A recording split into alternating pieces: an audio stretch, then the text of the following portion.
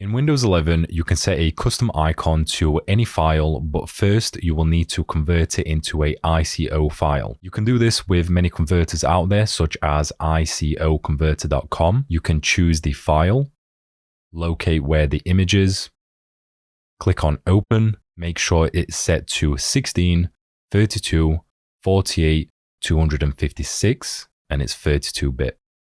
Convert it.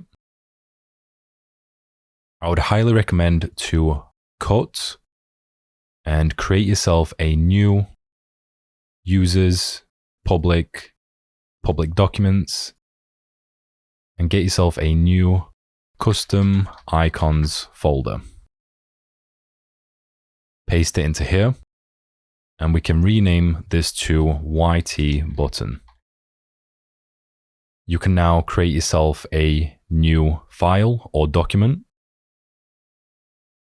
Once again, call it YouTube. And you want to right click, go to show more options, properties. You can go to custom, and then to change the icon, it is right here. You will get a bunch of default icons, which are okay, but we want to go to browse, and then you want to locate the new location, which is users, public documents, custom icons, and select your new icon. You can click on OK, press apply, and then OK, and there we have it. There is your custom folder with your custom icon.